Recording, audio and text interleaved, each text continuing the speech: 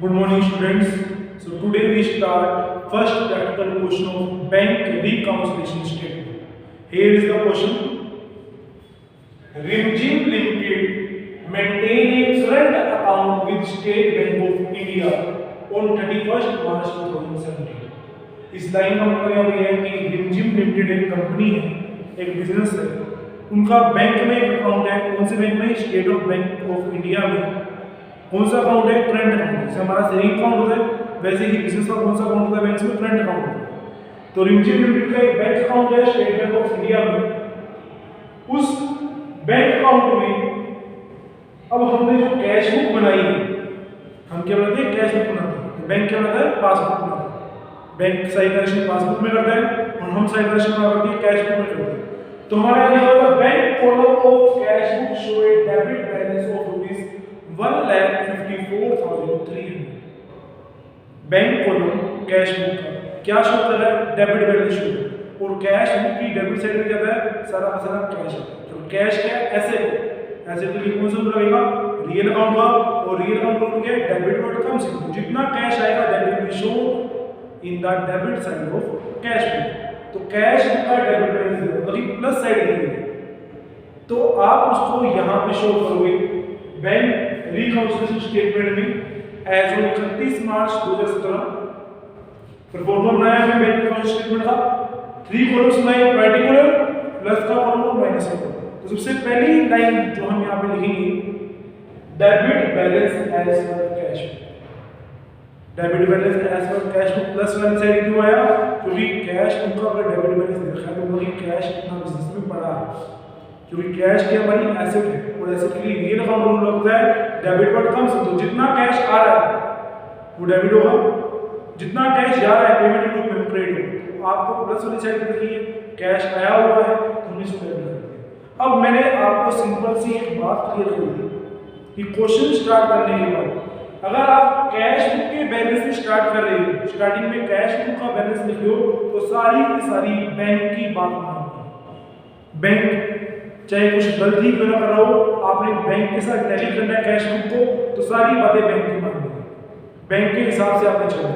अब हम यहाँ पे कैश बुक से स्टार्ट करें तो सारी की सारी बातें पासबुक की मानेंगे, बैंक की मानेंगे। कैसे मानेंगे मैं आपको क्वेश्चन से क्लियर करता हूँ।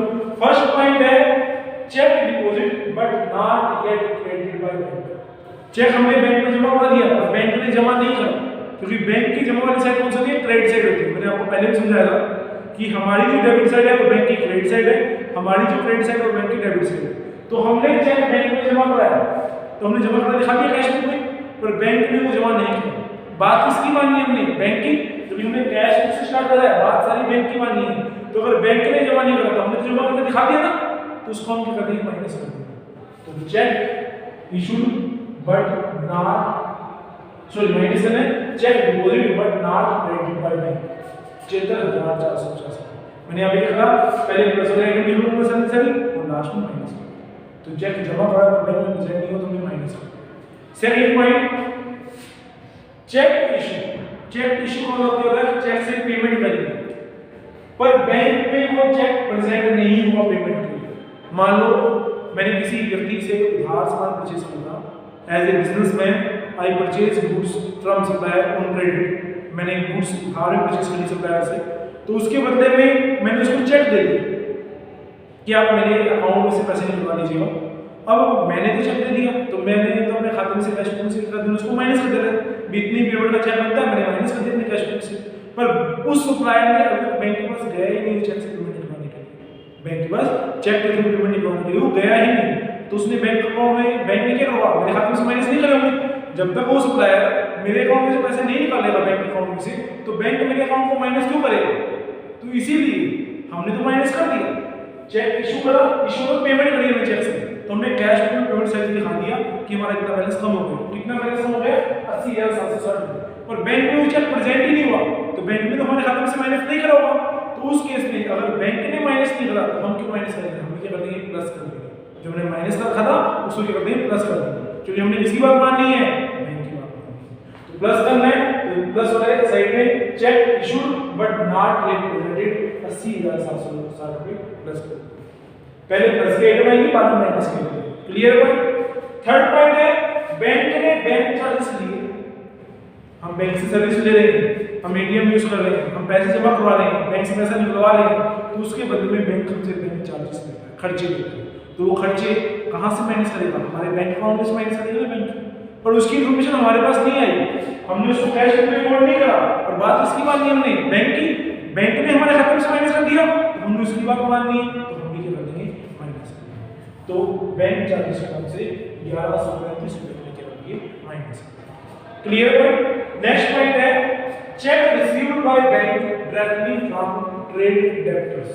डेब्टर्स कौन होते हैं? जिनको हम उधार में गुड्स सेल करते हैं, वो होते हैं हमारे कस्टमर। कस्टमर को अकाउंट्स की खोलने के कहते हैं डेब्टर्स, देनदार। तो एक कस्टमर ने डायरेक्ट हमारे अकाउंट में पैसा जमा करवा दिया, तो बैंक में तो जमा हो गया, उसकी इन्फॉर्मेशन हमारे पास तो नहीं आई ना, तो हमने किसकी बात माननी है? बैंक की। बैंक में जमा कर दिया, तो हम भी क्या करते हैं? जमा कर दिया। तो cheque received by bank from debtors 1,35,200 plus हो जाएगा। Clear point? नेक्स्ट पॉइंट है insurance premium paid by bank as per standing instruction but not record in cash. इस लाइन का मीनिंग ये है कि हमने बैंक को कहा था कि हमारा इंश्योरेंस प्रीमियम आप पे करोगे हमारे अकाउंट में से, पर वो बात हमारे माइंड से प्रेस आउट हो गई, मतलब हमारे माइंड से निकल गई। अब बैंक ने हमारे खाते में से इंश्योरेंस प्रीमियम के अमाउंट को माइनस कर दिया, और हम उसको कैश में माइनस नहीं करा। बात किसकी मानी है? बैंक की। तो अगर बैंक ने माइनस कर दिया तो हम भी क्या कर देंगे? माइनस कर देंगे। तो सेम इंश्योरेंस प्रीमियम का अमाउंट 15,400 में माइनस कर दिया। Last point dividend collected by bank but not record in the cash book. Bank ने हमारे बिहाफ पर कोई डिविडेंड कलेक्ट करा, मान लो हमने किसी दूसरी कंपनी के शेयर परचेज कर रहे थे, तो उसके बदले में बैंक ने हमें डिविडेंड दिया, उस कंपनी ने हमें कितनी डिविडेंड दिया, वो डिविडेंड हमारे बैंक अकाउंट में जमा हो गया, और उसकी जानकारी हमारे पास नहीं थी। तो अब हमने किसी बात मानी? बैंक की बात मानी है।